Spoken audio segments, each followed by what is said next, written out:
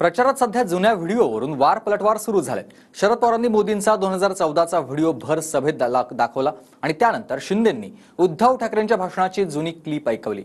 एकेकाळी मोदींसाठी मत मागणाऱ्यांनी आता सरड्यासारखा रंग बदलला अशी टीका शिंदेंनी केली आहे। पाहूया।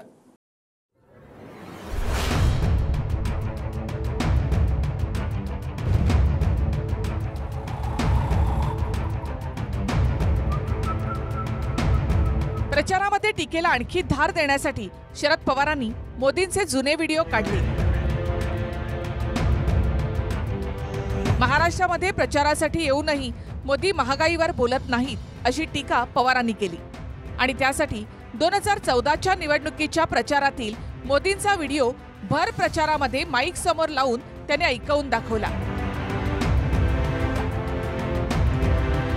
मनमोहन सिंग प्रधानमंत्री असतानाच मोदींचं भाषण हे काढत होतो। ते भाषण काय याचे तुम्हाला असं दाखवतो। आज प्रधानमंत्री यहाँ आए थे, लेकिन प्रधानमंत्री महंगाई का मां बोलने के लिए तैयार नहीं है, महंगाई का मां बोलने के लिए तैयार नहीं। इनका अहंकार इतना है, महंगाई के लिए एक शब्द बोलने को तैयार नहीं है। मरो तो मरो, आपका नसीब। अरे गरीब के घर में चूल्हा नहीं जलता है, बच्चा रात रात रोता है, माँ आंसू पी के सोती है, और देश के नेताओं को गरीब की परवाह तक नहीं है। ये गरीबी का हाल कर दिया है।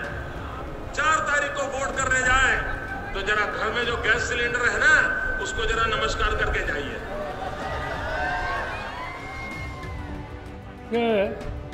हे 2014चं भाषण। मतदानाला जाताना घरातल्या गॅस सिलेंडरला नमस्कार करून जा असं या व्हिडिओमध्ये त्यावेळी मोदी जनतेला सांगत होते। मोदींचा हा व्हिडिओ 2014च्या प्रचारामधला आहे। त्यावेळी मनमोहन सिंग सरकारवर वाढत्या महागाईवर मोदी आणि भाजपचे नेते जोरदार आक्रमण करत होते। तोच महागाईचा मुद्दा आता पवारांनी हाती घेतलाय। तर पवारांच्या कोलांटुड्या दाखवण्यासाठी आम्ही किती व्हिडिओ लावायचे असं फडणवीस म्हणाले। मोदी साहेबांनी सातत्याने आंतरराष्ट्रीय बाजारपेठेचं प्रेशर असताना देखील जेव्हा जेव्हा संधी मिळाली गॅसचे भाव कमी केले आणि आंतरराष्ट्रीय बाजारपेठेत गॅसचे भाव खूप मोठ्या प्रमाणात वाढले, तरी देखील ते स्टेबल ठेवण्याचं काम मोदीजींनी केलं। त्यामुळे पवार साहेबांनी आम्हाला हे सांगू नये, त्यांचे व्हिडिओ दाखवणं आम्ही सुरू केलं तर किती कोलांटोडे आहेत हे आपल्याला लक्षात येईल। पवार साहेबांनी कधी कोलांट्या उड्या मारल्या नाहीत। तुम्ही किती कोलांट्या उड्या मारल्या त्याचे व्हिडिओ एवढे आहेत की राष्ट्रवादीशी अलायन्स कधीच नाही। अजित दादांच्या बद्दल काय उद्गार काढलेले हे सगळे जर दाखवले तर कोलांटी उडी बहादर कोण आहे महाराष्ट्रात हे आता महाराष्ट्रातल्या जनतेला कळलेलं आहे। तर मोदी सरकारकडे 10 वर्षांचा लेखाजोखा मांडण्यासाठी काहीच नसल्यानं माझ्यावर टीका होते असं शरद पवार म्हणाले। समजा एखाद्याची भूमिका राजकारणात पक्षी घेतली त्याचा अर्थ सामान्य लोकांना मागायचं झालं नाही।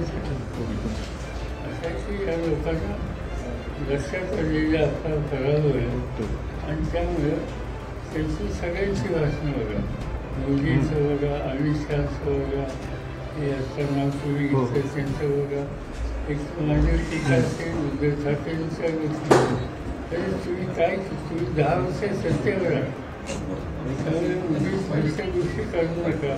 10 वर्षांच्या लेखाजोखा लोकांच्या समोर मांडा, तिथं मांडायला काही नाही, हे दुसरं काही उद्योग नाही। शरद पवार यांनी मोदींचा व्हिडिओ लावल्यानंतर छत्रपती संभाजीनगरमध्ये मुख्यमंत्री शिंदेंनी उद्धव ठाकरेंचा व्हिडिओ लावला, ज्यामध्ये भाजपसोबत युती असताना काँग्रेसवर हल्लाबोल करतानाच मोदींना निवडून द्या असं आवाहन उद्धव ठाकरे करत होते।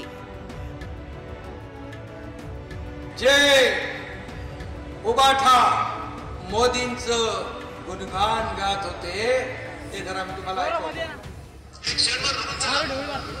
सगळे म्हणतात ना मोदी म्हणजे मोदी काय आहेत तर मोदी समोर बसलेले आहेत, पण जर का नरेंद्र मोदी एक पर्याय म्हणून बाजूला ठेवा तुम्ही। आवाज येतोय? एक तरी लायक चेहरा काँग्रेसकडे आहे, तो पंतप्रधान पदाची खुर्ची नवे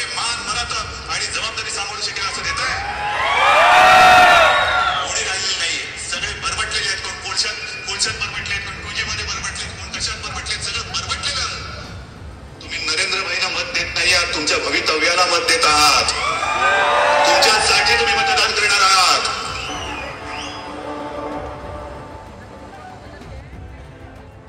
हे बघितलं, आता बघितलं, आता मोदीजींच्या नावाने खडे फोडणारे कोण?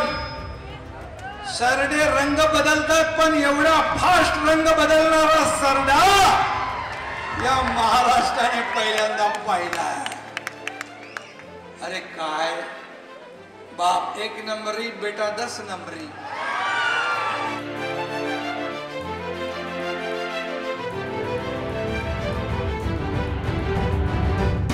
इकडे शरद पवार गटाने स्वतंत्र जाहीरनामा सुद्धा प्रसिद्ध केला.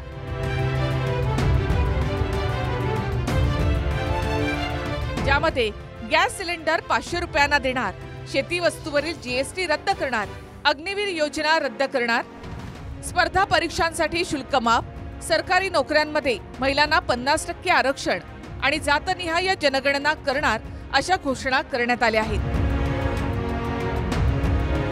तर 542 पैकी 10 जागा लढणारे जाहीरनामा प्रसिद्ध करतात असा टोला फडणवीसांनी लगावलाय. 542 खासदारांमध्ये जे 10 जागा लढवतात ते जाहीरनामा करून राहिले आणि आम्ही हे करणार सांगून राहिले. कोणाचा तरी विश्वास बसेल का? भाजपनं सुद्धा जाहीरनामा याआधी प्रसिद्ध केला. न्यायपत्र असं म्हणत काँग्रेसनं देखील देशाच्या जनतेला वायदे केले. पण शरद पवार गटानं सुद्धा वेगळा जाहीरनामा प्रसिद्ध केल्यामुळे 10 जागा लढणारे म्हणून फडणवीसांनी थेट शरद पवारांना डिवचलंय. Bureau report, TV9 Marathi.